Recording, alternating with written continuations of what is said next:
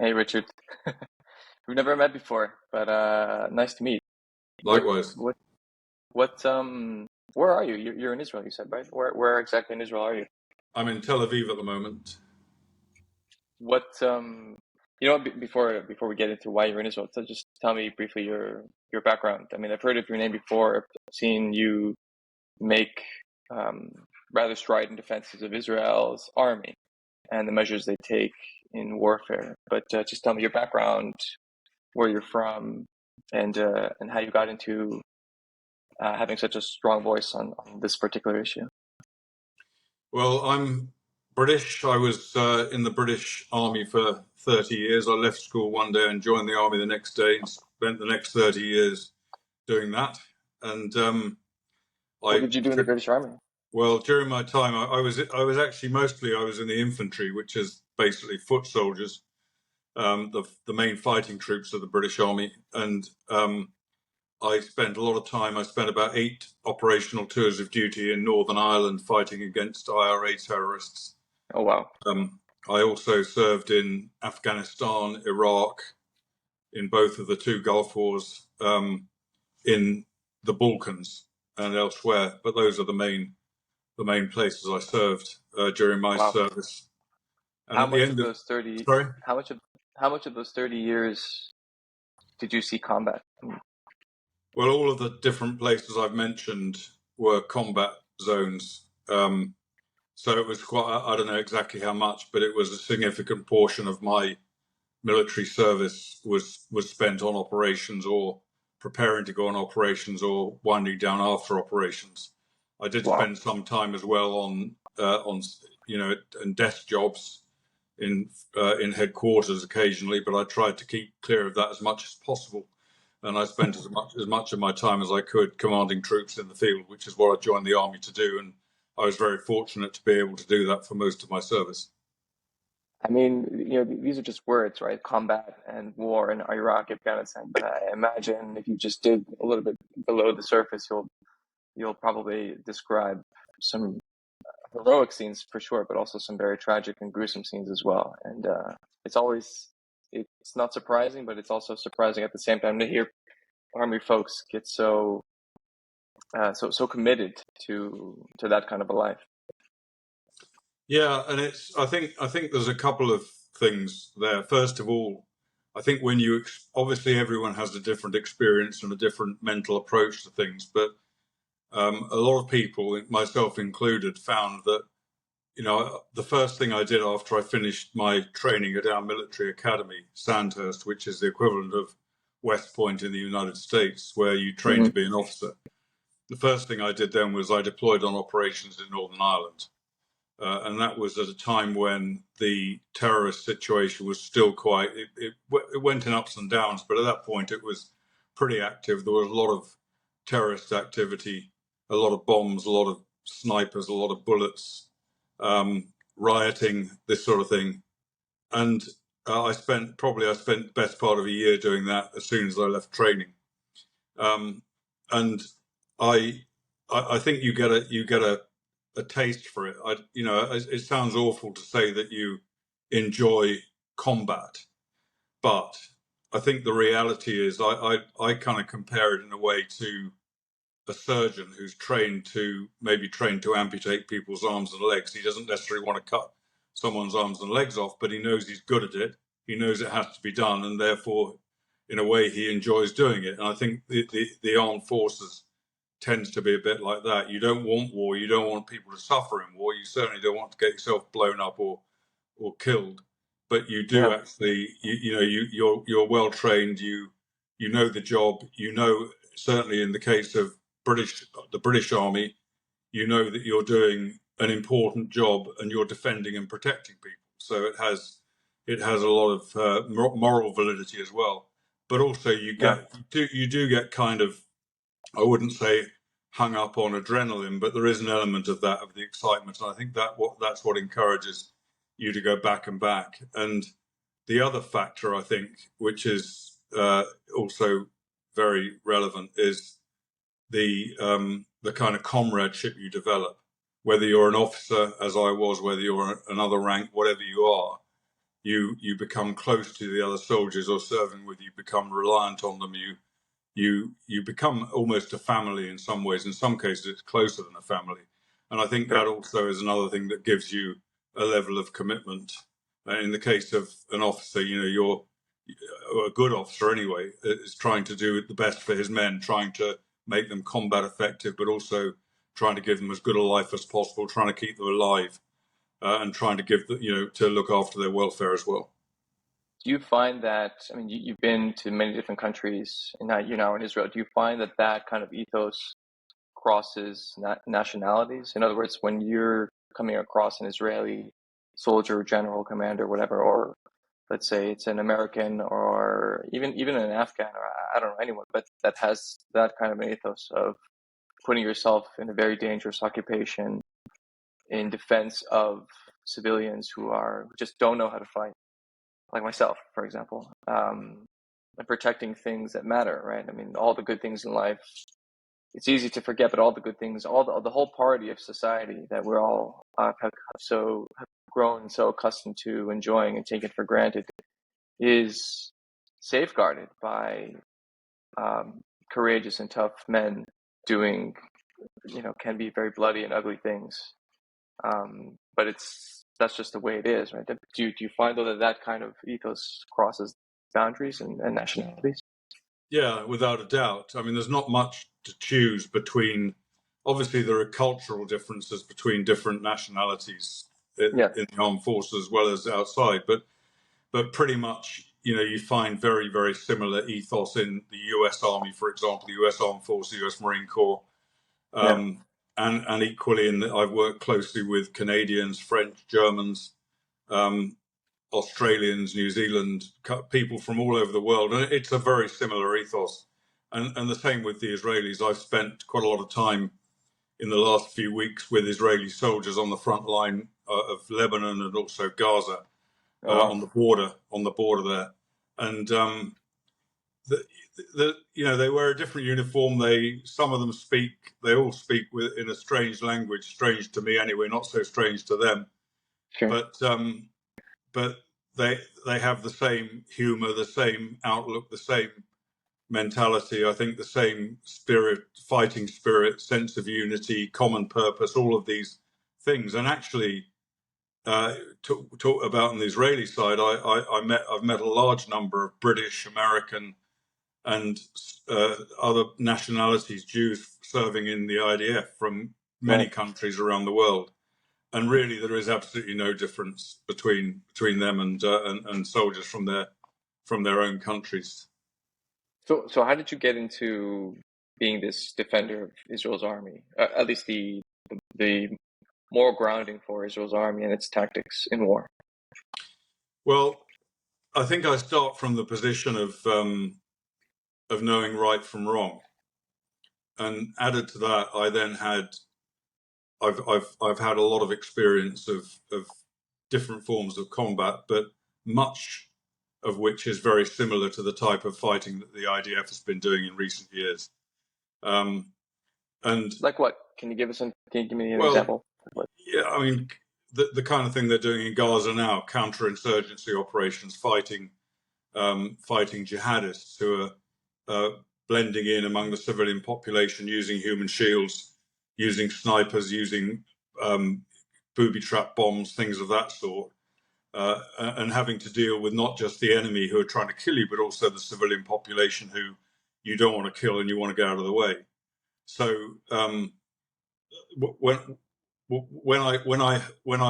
answer to your question, after I left the armed forces, I heard a lot of lies being told about the IDF. I'd heard about them before while I was still serving, but while I was serving, you can't actually speak out. You can't do anything about it. You just have to do your job and get on with it. Mm-hmm. And I worked quite closely with, not so much with the Israeli army, but with Israeli intelligence services towards the end of my military service. So I knew the ethos, I knew the country very well. But after I'd left and I saw these lies being told in the media, in the United Nations, in human rights organizations, on the university campuses, I saw these lies being told about Israel. And I had this relevant experience of my own. and I know Israel's a friend of the United Kingdom, and I know from first-hand experience exactly what we owe to Israel in the UK, and the US owes the same. I felt obliged really to try and redress the situation as best I can. I developed a media platform, so I was in a position to stand up in the media and speak out about the lies that are being told and trying to bring a more objective perspective.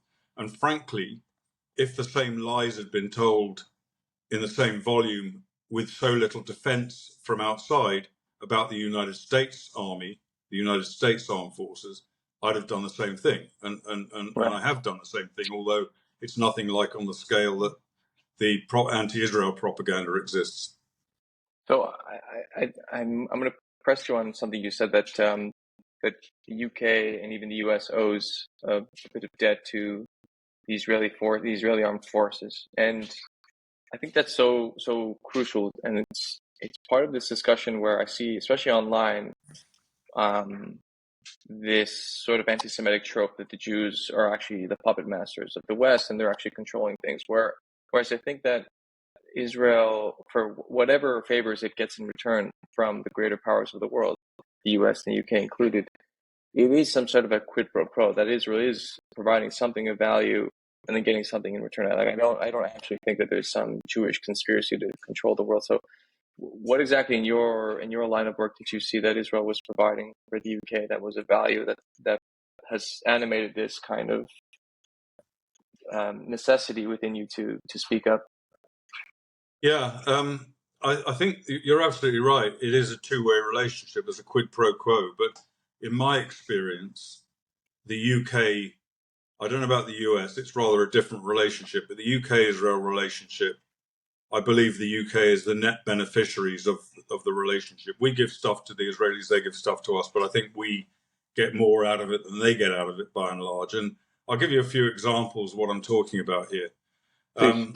The first thing I'd say is, and maybe the most significant, is intelligence, sharing of intelligence. Britain and Israel, as Britain and the US, and as Israel and the US, we have very, very close intelligence relationships, all three of those countries. I doubt there are any countries in the world that have closer intelligence relationships than Britain, Israel, and the United States. Hmm. And that relationship has, between Britain and Israel, has, to my personal knowledge, and bearing in mind the last 5 years of my military service, I was working in the British Prime Minister's office on counter-terrorist intelligence. That was my function. Okay. And to my certain knowledge from that experience and from information I have subsequently, many British lives have been saved by Israel's intelligence provided to the UK. And that is In both in terms of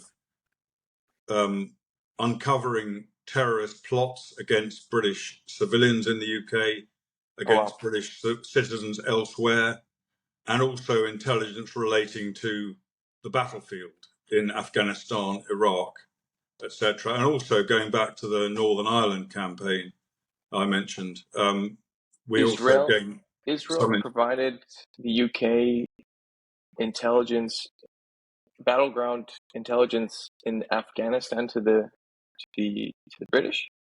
Afghanistan, Iraq, Northern Ireland, Syria, pretty much anywhere. And it's not as crazy as it sounds, because of course, a lot of the activity taking place in all of those areas, certainly in Afghanistan, Iraq, and Syria, a lot of it can be tracked back to Iran.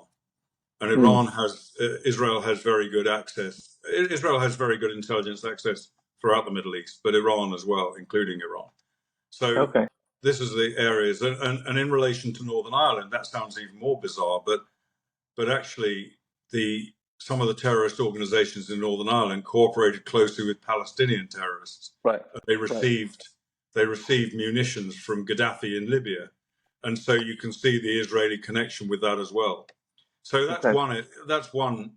Perhaps the most important area is intelligence, and And intelligence from Israel has saved the lives of many, many people around the world, including in countries supplied to countries that aren't necessarily formally friends with Israel. In some cases, maybe even on more hostile terms with Israel.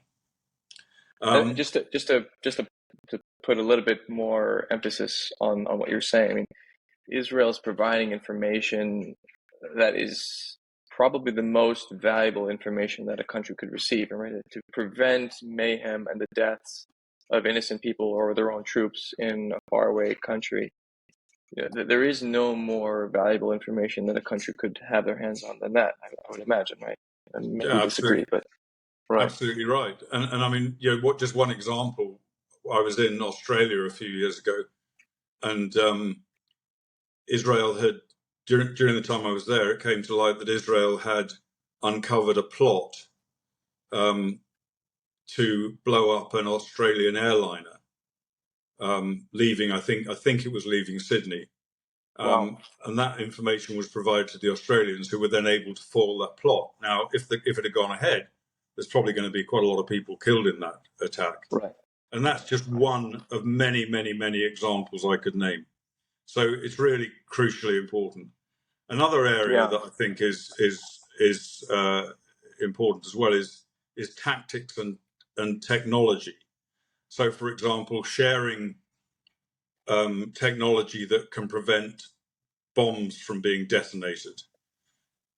Oh, Again, wow. it works both ways. Britain is very good at this as well. We share with Israel, Israel shares with us, and we both benefit. Technical inhibitors and things like that, and detectors of remote control bombs, for example. And there's also things like drone technology. Drones are increasingly important on the battlefield.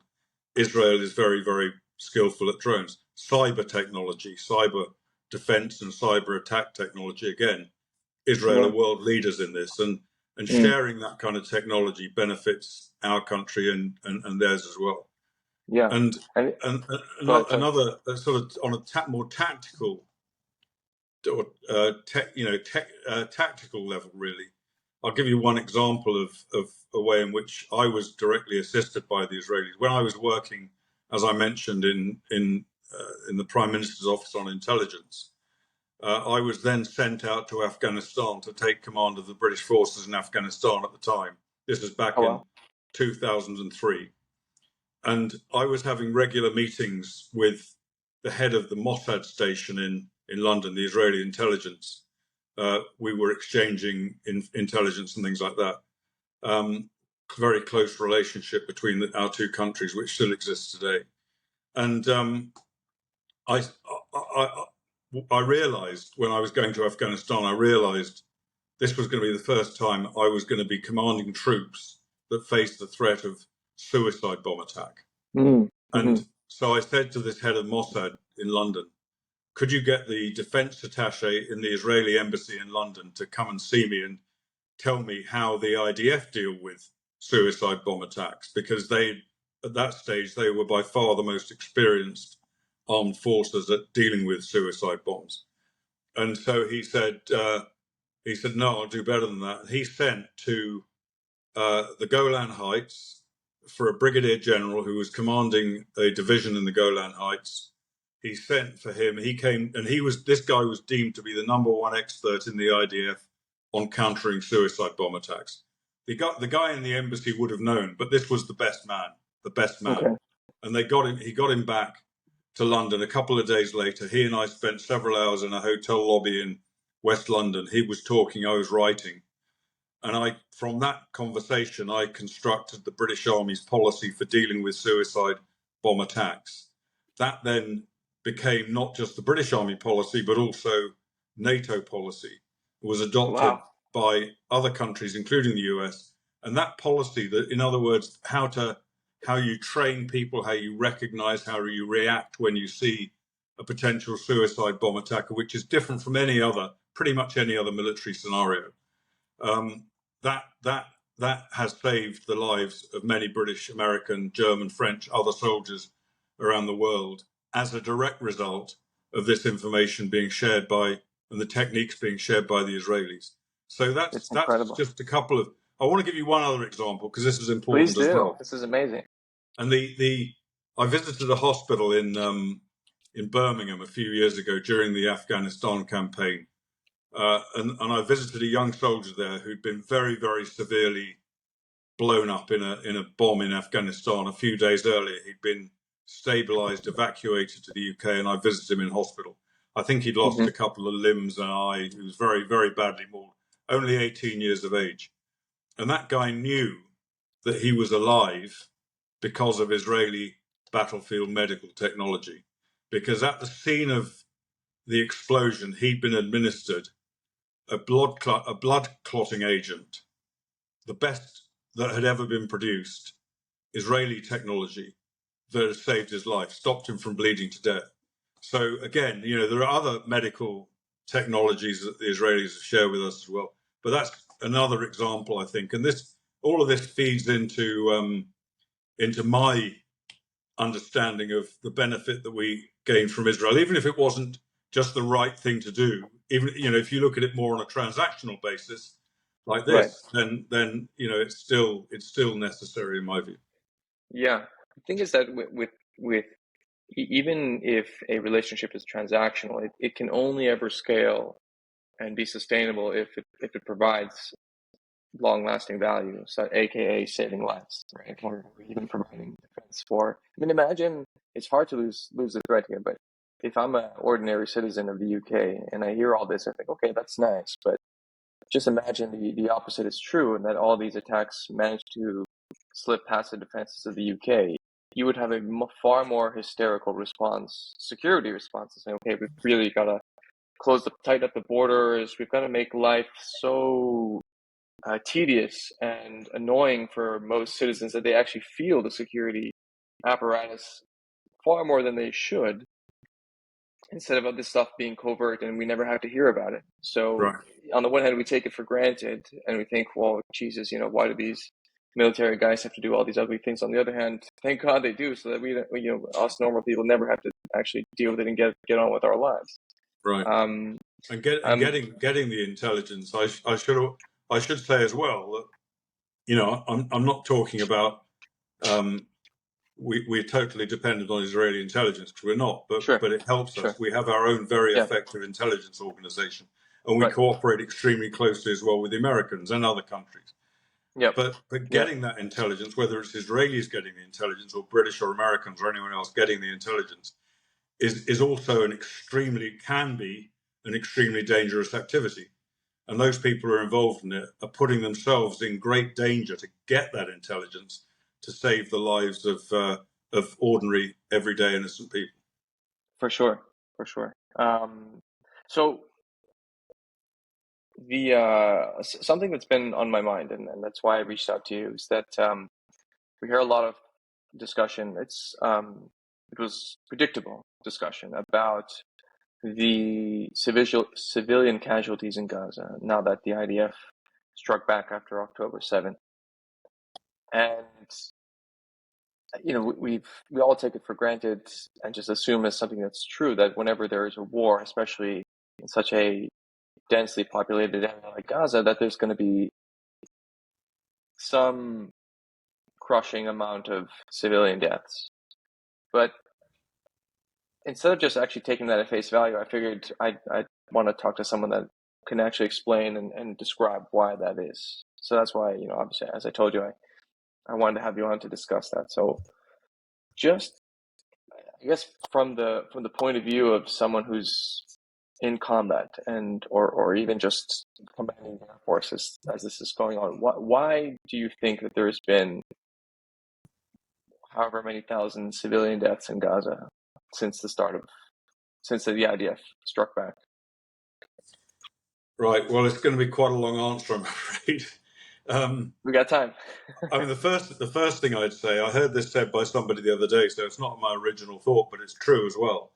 The first thing I'd say is, as people accuse Israel of not caring about civilian casualties, and they accuse them of genocide and all these other nonsensical insults to Israel. And the reality is, if Israel didn't care about civilians, this war would have been over by the 9th of October, by the 8th of October, I beg your pardon. Right. Slaughter happened 7th, Israel ends it on the 8th. Mm-hmm. Could easily have done that. But we're still 6 weeks later, and it's still going on. So very clearly, Israel has got a requirement to deal with this threat to its people, and is taking a long time and is being very careful to achieve really, I would say, 4 things which are very important, each very important. One, to eliminate the threat. In other words, to destroy Hamas's capability to continue threatening Israel, whether it's through cross-border attacks, rape, burning alive, murder, kidnap, etc., or through rocket fire, which has been pretty much incessant since the war began. So that's the first thing. The second thing is to rescue the hostages. Something like 200, 240, the figures change sometimes as the IDF understand better the situation, and maybe in recent days have also recovered 1 or 2 corpses of people who were kidnapped. But anyway, a large number of hostages, and they have to be rescued, or every effort has to be taken to rescue them.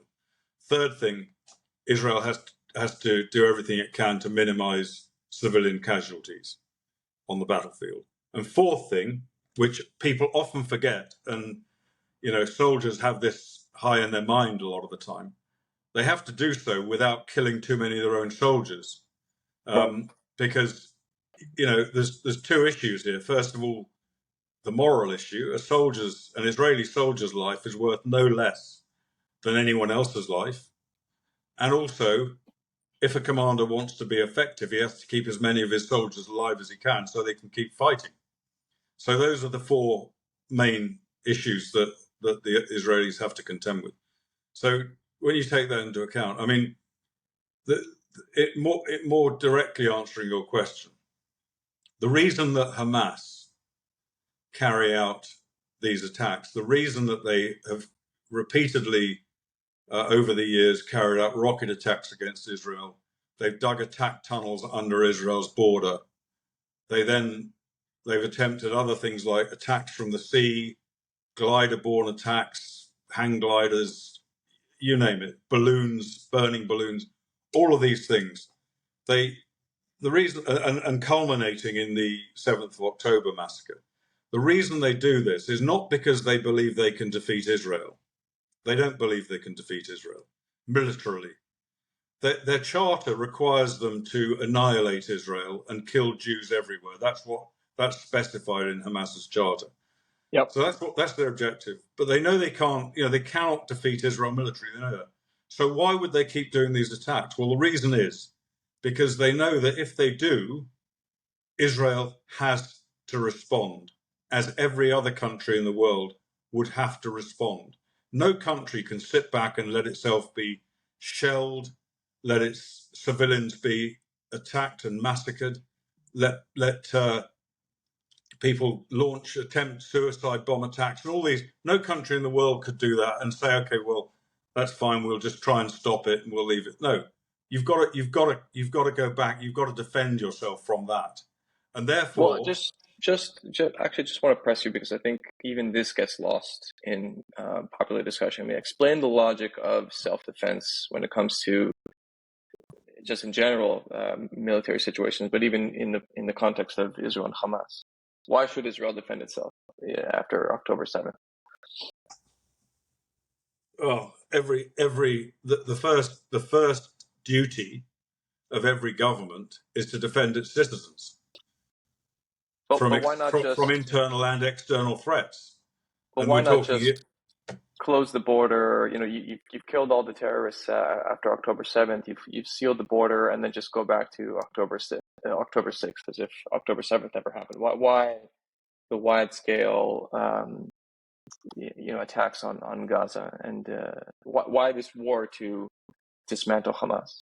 I forget how many rockets have been fired. I mean, I've been underneath many rockets that have been fired in the last 6 weeks here in different places I've been to in Israel, but it's something getting on for 10,000 rockets. I don't know whether it's more or less than that, but a lot of rockets. Now, if you just close the border, you kill the terrorists that come into your territory, you close the border, and they just carry on firing rockets at you. And okay, Israel has a very effective counter rocket system called Iron Dome and others as well. Yeah. But they're not 100% safe, and no population, even if it is very effective, no population should spend their time scurrying into bomb shelters all the time. So there's that, and then of course the other issue is the border was closed on the 7th of October, yet this still happens, so it could happen again. Right. I hope the chances are much less than that, but no, it's not. I know why you asked the question, but it's not. It would be feasible for no country to do that at all. And for example, when in 1943, British intelligence learned that the Germans were developing something called a V1 rocket, which was to be fired in large numbers at southern England against industrial centres and population centres. As soon as they discovered the existence of those rockets and intelligence told them where they were being manufactured and trialled, as soon as possible, Britain sent 1,000 bombers to that site to bomb it into obliteration before one rocket was even fired. It didn't succeed. They did a lot of damage, but the program went ahead and rockets were fired. And Britain then, and America as well, American bomber crews put a lot of effort into bombing the hell out of every launch site, every manufacturing location, every railroad that transported these rockets, every storage centre, everything that could be used to fire rockets into southern England was bombarded, and many civilians were killed in that process as well. So we weren't prepared to just sit back and watch rockets flying into us, and nor should Israel be. Right. But going back to the point I was making, so the reason Hamas does it is because they want Israel to respond. They want Israel to defend themselves. And why do they do that? Because they know that in defending itself, Israel is going to kill innocent civilians.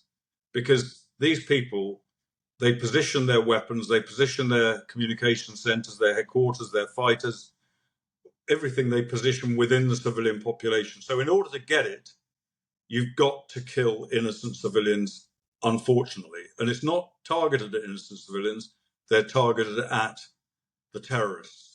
But if the terrorist, basically it's a binary choice. You can say either, okay, we've got these terrorists who are trying to kill us, but there are civilians around them, so we can't kill any civilians, so we will leave them to try and kill us. Or you can say, we're not going to let them try and kill us. It's unfortunate. We're going to do everything we can to avoid killing innocent civilians, but we've got to get these terrorists, and we've got to take the chance that some civilians will die despite the measures we take. And just to finish off, I can talk more in detail about this if you want, but just to finish off this point, the reason Hamas does it is because they know that as soon as Israel starts to kill innocent civilians inadvertently, which is always the case, Israel never targets innocent civilians. As soon as that happens, the world turns on Israel. You get Israel accused of war crimes. You get exactly what's happening now. And this is what Hamas want. They want Israel to be attacked, isolated, vilified, delegitimized. And the really sad aspect of this is it's happened time and time and time again. And every time the UN Human Rights Council says Israel committed war crimes, various different human rights groups, different governments blame Israel for killing innocent civilians, then that plays right into Hamas's hands, and the whole thing starts all over again. Right. Isn't Iran chairing the Human Rights Council at the UN at the moment? They're chairing a part of it, yeah. I can't remember which bit, but that in itself is quite bizarre. Quite the high standard of moral integrity at the UN. Right, absolutely. It struck me because I think that most people, when they say Hamas is using human shields as a military tactic, the analogy actually works, I think, for even in the broader conversation of those who are calling for a ceasefire, those who are yelling, I can understand why people are so upset by these images in Gaza. I'm upset at these images in Gaza. These poor kids that are just being pulled out of the rubble dead and traumatized forever. But those people who are protesting against Israel or calling for a ceasefire are also using human shields. I mean, they're using those same people who are being killed in those Israeli strikes as cover for, letting Hamas, which is an explicitly genocidal anti-Semitic organization, continue to stay in power. And by the way, not just threaten Israel, but to oppress and steal and rob the 2.2 million people that live in Gaza. This to me it's such a perverse use of human compassion, right? If we really wanted to be pro-Palestinian, we would want the Israelis to get rid of Hamas. I mean, the world would be such a better place without them. Think about,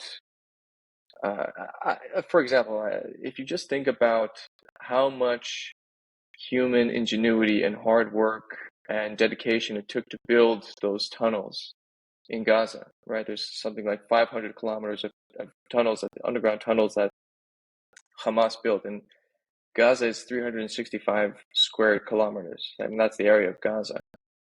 That to me sounds like a feat of human accomplishment. I mean, I don't think that's ever been done before in human history. And all that energy being directed at such a destructive, for such destructive purposes, it's such a waste, right? I mean, those people, Palestinians in Gaza, are clearly smart and capable, and they're capable of doing amazing things, but just put that in under an umbrella of leadership that is constructive and positive, the world would be such a better place without Hamas. That's what I'm trying to say. And it's just so irritating that people don't seem to understand this. I can tell you also that just a couple of things from that. First of all, the Hamas terrorist leadership are some of the most wealthy terrorists in the world, Right. particularly the ones sitting in Qatar. But all of them, most of the aid money that goes into Gaza goes into one of two places: either into digging terrorist tunnels or getting other weapons and equipment for the terrorists to kill Israelis, or it goes into the pockets of the terrorist leaders. One of those two things. Most of it does that. Most of it doesn't go to make life easier for the average Palestinian citizen who Hamas couldn't care less about. And the fact that they want the Israelis to kill their civilians shows that. And the other point I'd make on that, when you say it could be a completely different place, you're right. And if Hamas, if whoever was in the government of Gaza, Hamas at the moment, was to wish to live in peace alongside Israel, I can't imagine the amount of effort that the Israelis would put into making that one of the most prosperous places in the world.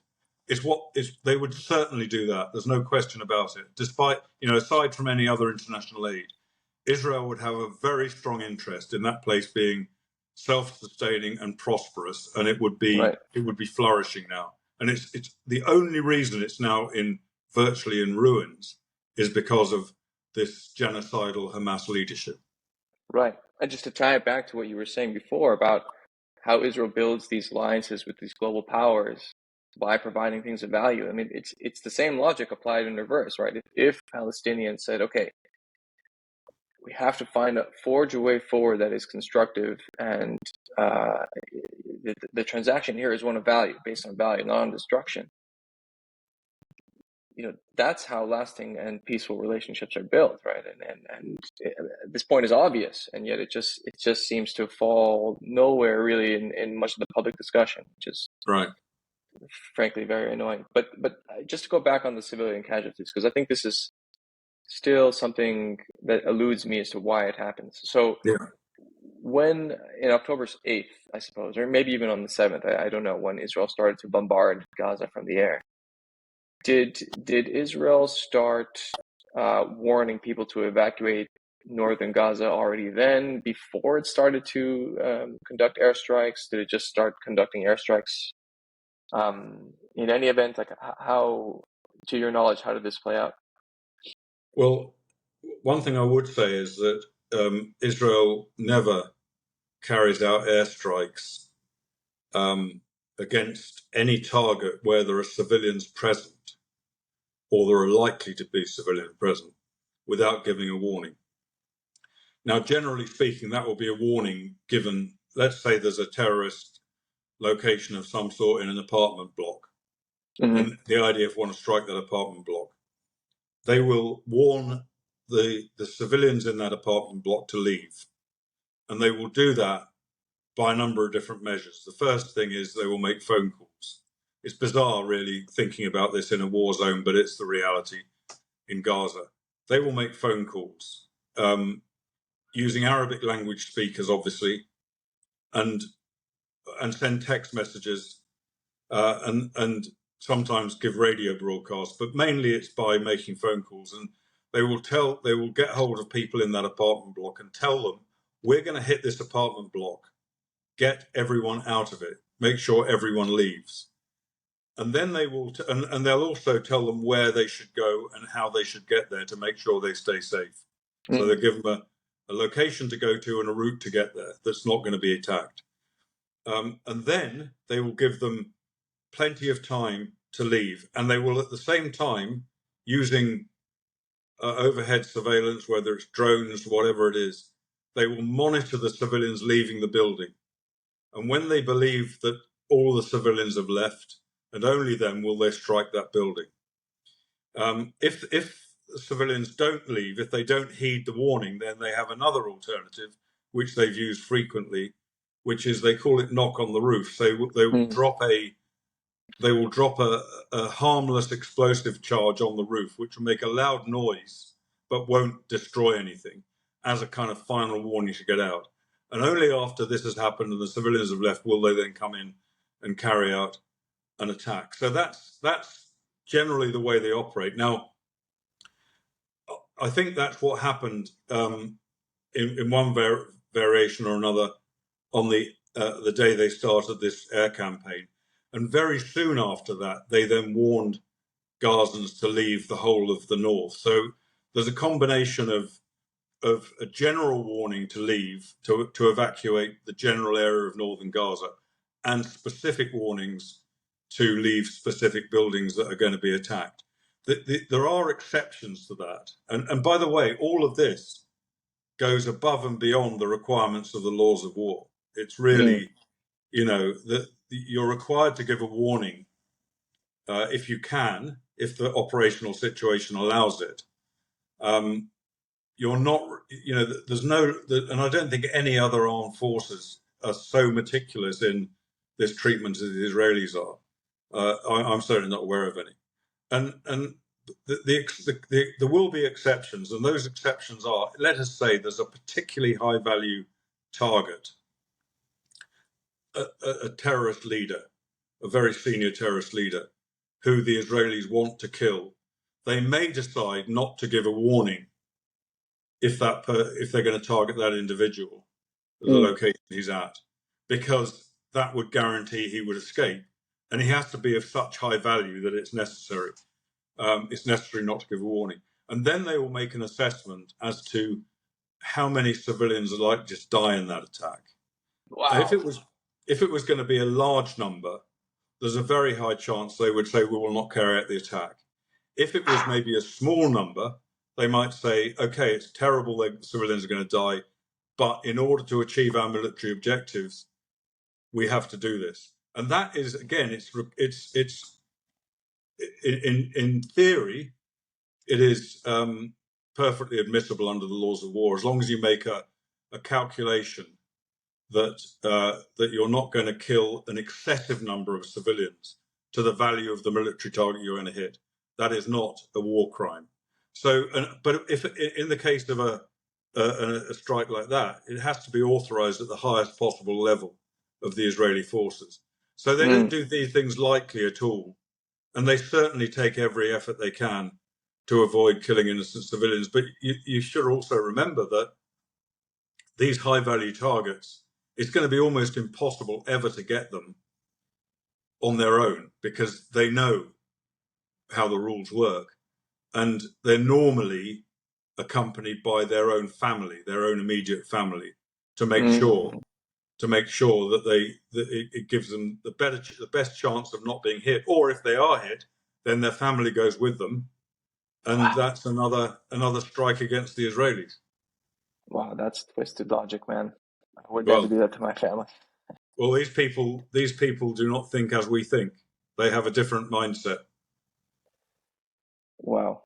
But what does explain the I don't even know if the appropriate adjective is high, but the high level of civilian casualties at the moment?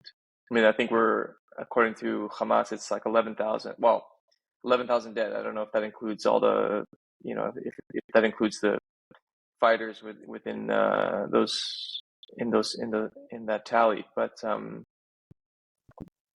what does explain the relatively high number of death so Right. far? Well, you're right. You're absolutely right to say that Hamas gives that figure of 11,000 or whatever the current rate is that they've given. And let's not forget who Hamas is. These are the people that crossed the border, murdered children in front of their parents, murdered parents in front of their children, raped young girls, raped old women, burnt people alive, tortured, hacked people's heads off. These are the people that are giving us these figures. So do we rely on them? No, we don't. I think at a cocktail party, those would be the last people I'd want to talk to. Right. Exactly. I wouldn't necessarily go to a cocktail party with them. You never know what might happen around it. Who's inviting But, these people? Yes. yeah. But so the first thing is that figure cannot be relied on at all. Historically, in the past, Hamas have grossly exaggerated their figures. And when we say, you hear the media saying these figures come from the Gaza Health Ministry, that means Hamas. Hamas run the Right. Gaza Health Ministry. It's their figures. It's not the NHS, the UK National Health Service, or whatever the equivalent is in the US. Obamacare, or whatever you call it these days. I don't know what it is. But so that you can't rely on that. But on top of that, according to them, these are all civilians. So according to them, no terrorists have been killed by the IDF. They're only civilians. Terrorists. It's obviously ridiculous. So if that 11,000 was roughly correct, I've got no way of knowing if it is. I doubt it, but let's say it is. Then I would say at least, I don't know what percentage, but maybe you could say around half of that is going to be combatants. Maybe a bit less, maybe a bit more, but a large number of those are going to be fighters. And then you have to factor in the fact that Hamas, their rockets are not the most reliable. I think something like 1/3. Don't quote me on this figure, but something like 1/3 of their rockets have fallen on their own people. So a lot of the casualties will be caused by Hamas rockets. We saw, for example, the Al Ahli hospital a few weeks ago, in which a Palestinian Islamic Jihad rocket fell onto that hospital parking lot. And that's not unusual. In the last two rounds of this conflict, before this one, Gaza terrorists killed more of their own people with their own rockets than they killed Israeli citizens. So that's in the numbers as well. And then maybe it may not be a very large number, but it's going to be a number. But there's then people who died of natural causes who are going to die anyway in Gaza, and that's within that figure. So we can't rely on that at all. I don't think in any way. We may find out later what the true numbers are roughly. But one thing I would say, it may be people may find it disturbing when I say that maybe up to half of the people killed have been combatants, which means maybe half or more than half are civilians. That's a terrible statistic. But according to United Nations data, in conflict generally, and I can't tell you exactly the time frame of this information, I'm afraid, but in the United Nations say in conflict generally, there's a ratio of something like 9 civilians killed to every combatant, 9-1 in conflict generally, 9-1.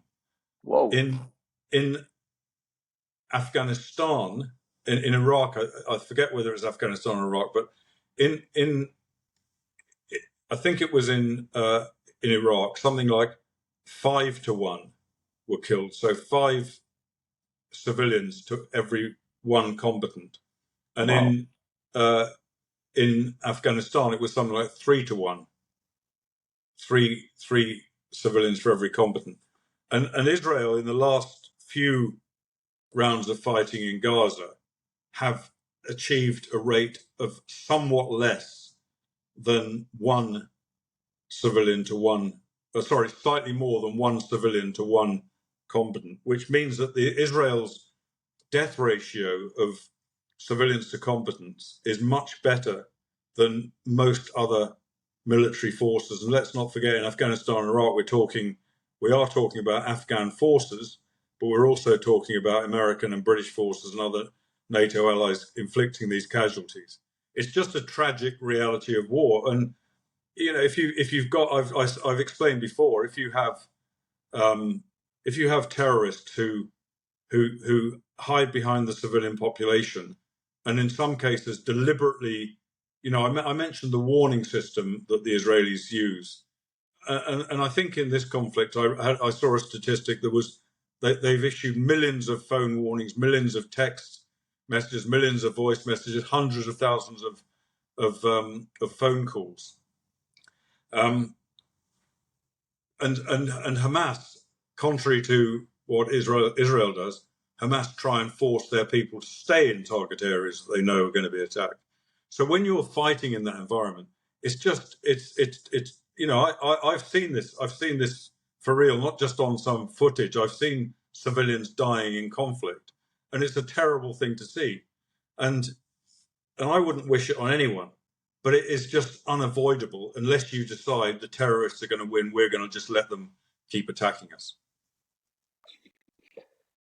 Wow.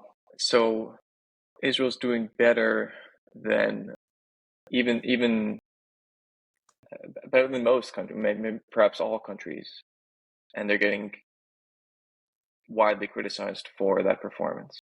Which, Yeah, I mean, again, civilian death is horrible, right? yeah, it should be minimized as much as possible. But yeah, even as you said in the measures that Israel takes, right? All the advanced warnings and then the roof knocking. Those people that choose not to leave are just part of the destruction and the death. I mean, Israel just decides, okay, well, we've given you enough warning. Now you are knowingly given cover to a legitimate military target, and if you're not going to go, then you're going to go with that target. Is that the logic? yeah. I should clarify one thing before I answer that question, which is that Yeah. I'm not saying in the description I gave of Israel's success rate in civilian versus military casualties, I'm not applying that to this specific conflict because I don't know the answer. I was talking True. about previous conflicts, but True. True. I'm assuming it may be something similar on this one, but we don't have Okay. the data yet. Cool. But Okay. in answer to Fair enough. that, yeah, in answer to that, you if the answer is it depends. It depends on the calculation made by the commander. So if the commander says, well, we've given the warning, which we're required to do and which we want to do because we don't want to kill civilians, and still they haven't left, whether they haven't left because they just don't want to leave or because they're being forced by Hamas to stay, but nevertheless, we've got to attack this target, then they might go ahead and attack it based on the proportionality calculation I mentioned before, which is not a science, it's very subjective, but Right. nevertheless, it's what's laid down in the laws of armed conflict. So, or they might say, well, we've given the warning, they haven't left, or some haven't left, so we're not going to hit that target. And I'll just relate to you a conversation I had a while back now with an Israeli Air Force pilot, and he was telling me he'd carried out a series of bombing runs against a specific target, and each time he'd run into this target, he'd been waved off by his controllers to cease the attack because they'd seen civilian still in the area where they thought the civilians had left, and he kept coming back and back and back. And over the course of the best part of a day, I don't know how many runs he made, but he made quite a few runs. And that's Hamas deciding to. I don't know if you can hear that, but it should stop in a second. What is that? That's the rocket alarm. Oh, I think it'll stop in a second. You can hear explosions outside there, which I think is Iron Dome taking the rockets down.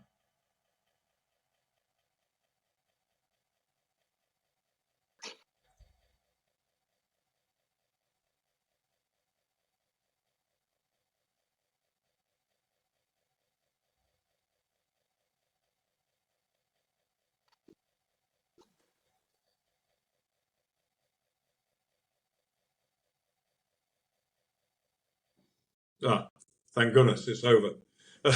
how many booms did you hear in the air? I heard two explosions outside my window here, which I would say is almost certainly was Iron Dome knocking Hamas rockets out of the sky that were coming into Tel Aviv. Right. That happens. That kind of alarm, that kind of attack happens fairly frequently.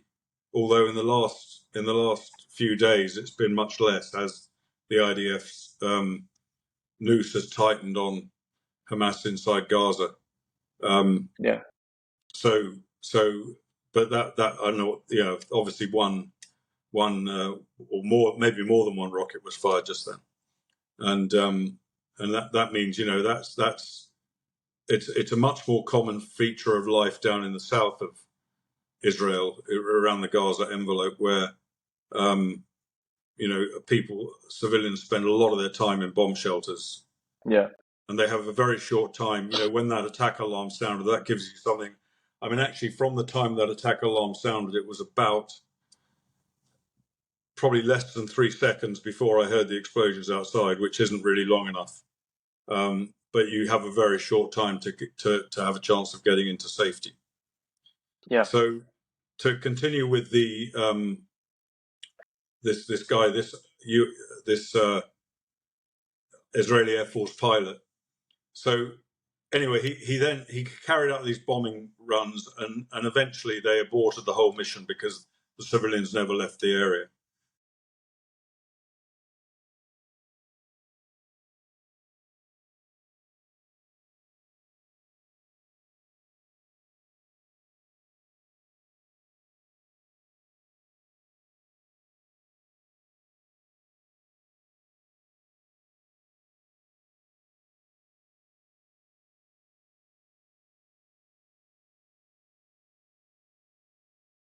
Hmm.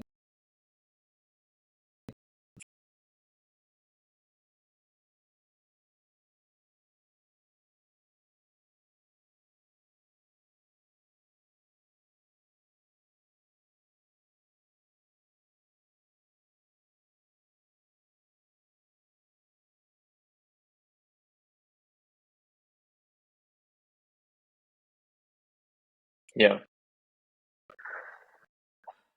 Um, how is the mood in the north and by Gaza? I mean, you said you've been visiting both fronts, so describe us what the atmosphere is like.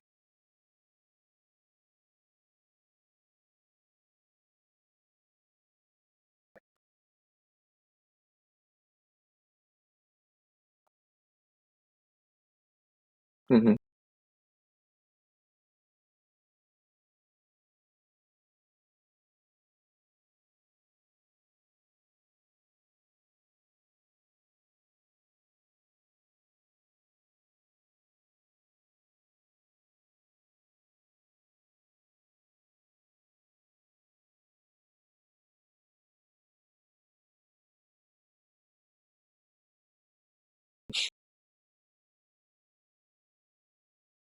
Yeah.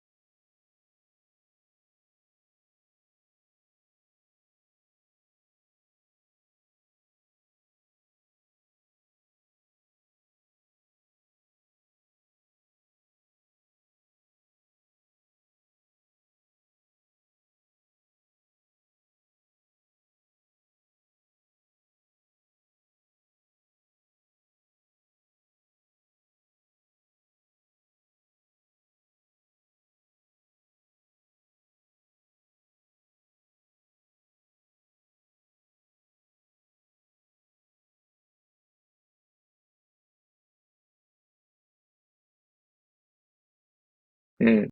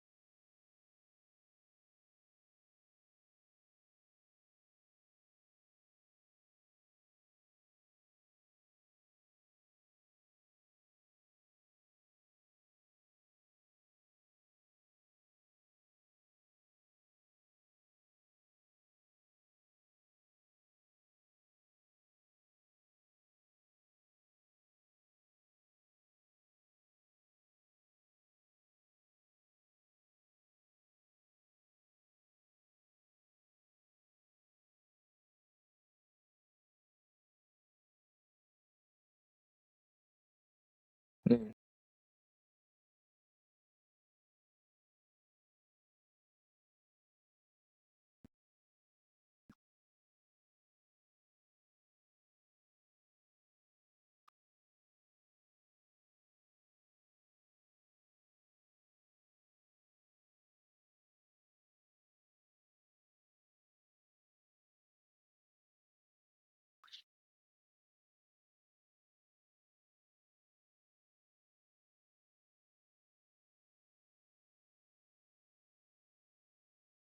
I asked because you mentioned before that Israel is tightening the noose around Hamas in northern Gaza, and you were talking about finishing the job and getting the job done, and the morale being centered around that. I mean, is there a military solution to Hamas? I know that the Israeli government and Netanyahu have stated that the aim of this war, as you even outlined, right, the primary aim is to destroy or at least demilitarize Hamas in Gaza. Is that possible? Is that there's more than 1 million people who have been they've evacuated. Many of their homes are destroyed. Their neighborhoods are destroyed. How do you say conquer or demilitarize or what the precise term is northern Gaza, and then one must imagine that some of the Hamas capabilities or even their leadership are hiding in southern Gaza, perhaps even out of the Gaza Strip. How does one actually complete the mission and still maintain that moral high ground of trying to keep as many innocent civilians out of harm's way? Is that even feasible?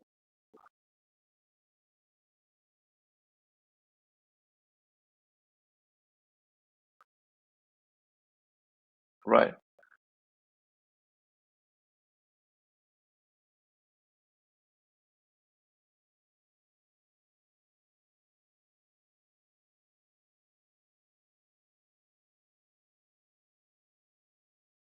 Mm.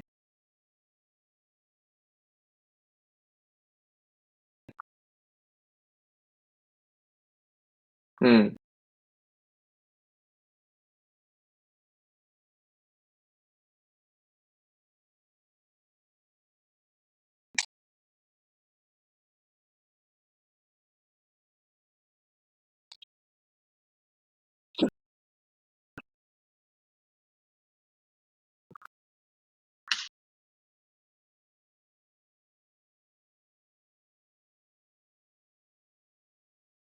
Mm.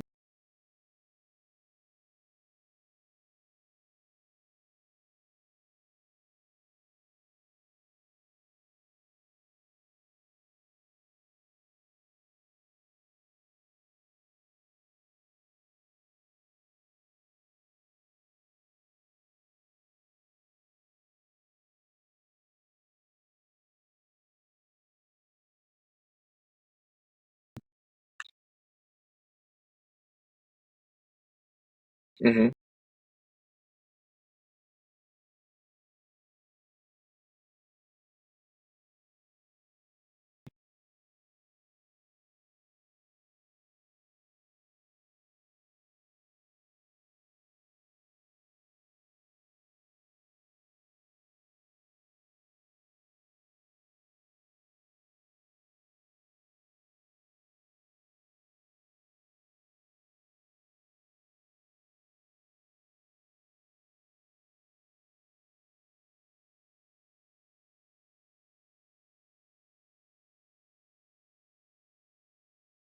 Mm.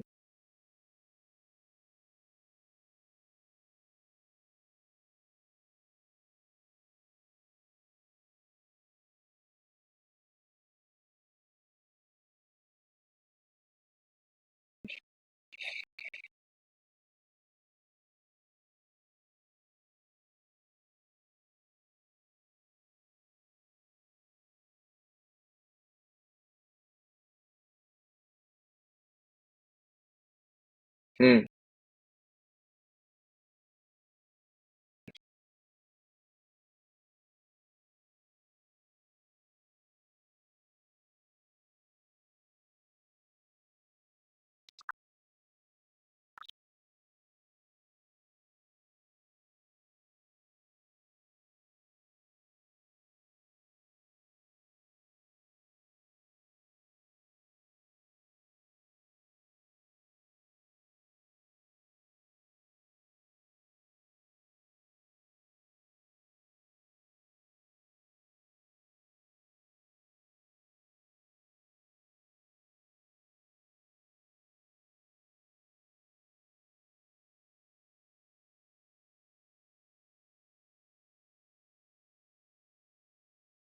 Mm-hmm.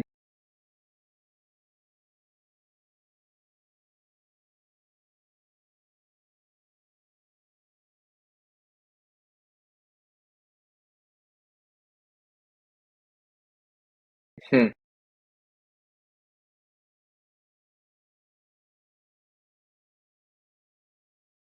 Right. I mean, yeah, I think any public pronouncements from the Israeli government suggest something like several years of military presence in Gaza just to ensure that, I mean, zero attacks on Israeli civilians from now on, rockets and otherwise. Yeah, in terms of, because yes, the military can do plenty, uh, and they must do the necessary work to destroy Hamas and its operational capabilities, its ability to kill people in plain language. Um, but you have a civilian population that is going through a very, very, very tough time right now. I mean, you mentioned those people in Israel who've been displaced and not happy, sitting somewhere else for 4 weeks, and their whole world has been blown up essentially, right? They don't have their routines. The same is true, but on a much more extreme level for those people in Gaza, and they need something, right? They need some semblance of normalcy and dignity, I suppose, right? That we all need. And I don't. I feel like there are too many aims, there are too many missions, there's too many goals, there are too many balls flying up in the air at the same time that I do get concerned that there's no one clean way to achieve everything all at the same time, and then things will get muddled and confused. And um, I don't know. Maybe it's an open-ended question for you to give me your thoughts.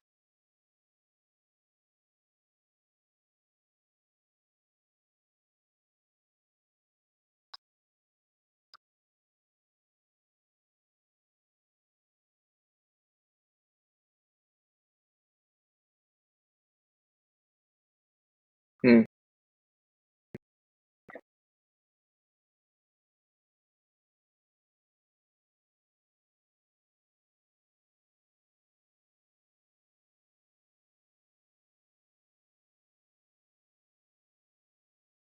mm,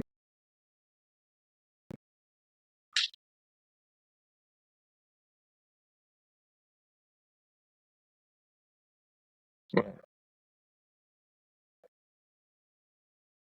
right.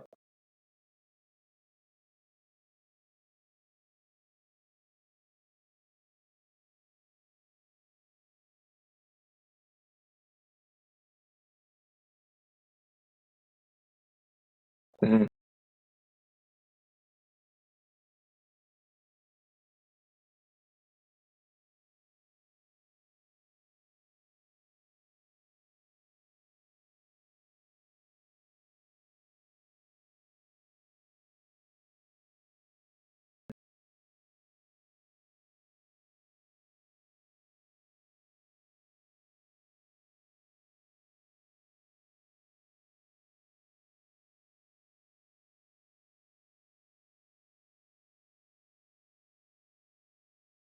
yeah,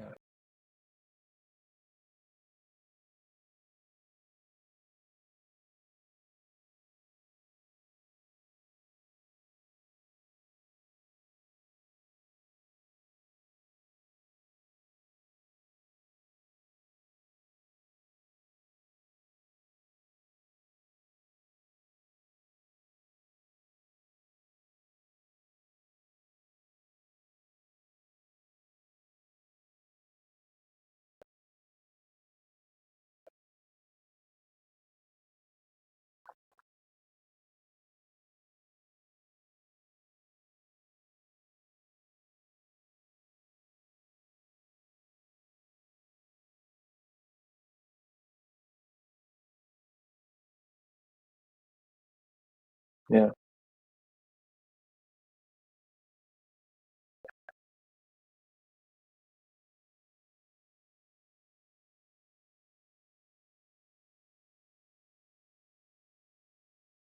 yeah,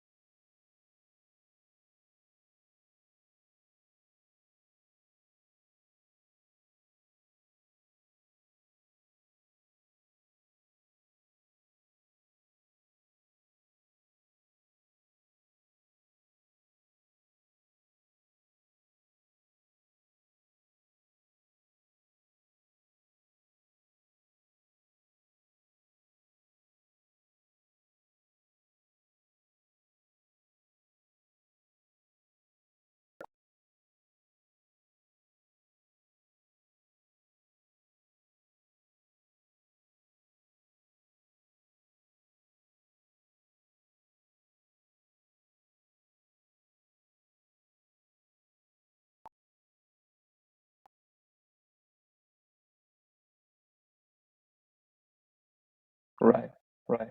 Yes, I saw a poll a day or two ago that something like 70, I think it was more than 75% of the Palestinian population in the West Bank and Gaza want a Palestine in all of, what was British Mandate Palestine, and essentially, as you said, right, get rid of Israel and make one country, which exactly, yeah, which it speaks to the sort of cartoonish level of thinking. I mean, okay, let's say you dismantle Israel, right, for the good of all, right? What happens? Um, what happens to the economy? I mean, who gets what exactly? I mean, do Jews have to leave their homes in places that were founded after 19? Like, no one ever actually thinks well, what happens on day two after this new country is formed? The answer is because no one has thought about it. That the answer is total chaos, right? And whatever we saw on October 7th, uh, it would seem small and petty compared to what we would see afterwards, right? I mean, just anarchy. I mean, what kind of country is this, right? No one has any answers. Nobody does hard and responsible thinking as to what this country would look like. So it does speak to, as you said, right, this sort of indoctrination or this kind of this obsession, right, of destruction, right? Let's do something that has never been done before in human history and build a country's worth of underground tunnels. But instead of doing that for good, let's just use that as a killing machine. I mean, it really is just a switch of mentality of, okay, let's not dedicate our lives to destroying strangers, killing strangers, because that's effectively what they're doing. Let's dedicate our lives to making our own lives as good as they possibly can be, because believe whatever you want about the afterlife. This is the only life we get, and it's just such a shame and a pity to spend it being so bitter and impoverished and angry and hateful. Now, that isn't to say that there aren't any grievances that they hold that should be addressed. Sure, obviously, right? I think there's a certain level of justifiable victimhood that Palestinians can claim, but Jesus, that can't be everything, right? There's got to be something constructive to being a Palestinian. Richard, thank you so much for doing this, man. Some things I knew, but the other things it's none of us have ever, or hardly any of us have ever been in combat before. So to see things from your perspective, it's helpful, and it does speak to how difficult these things are. How do you conduct a clean war? It's nearly impossible, and the vicissitudes of combat. It's just who can control these things.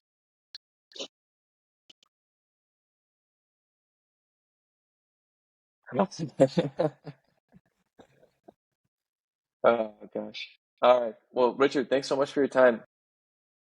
All right. Be well.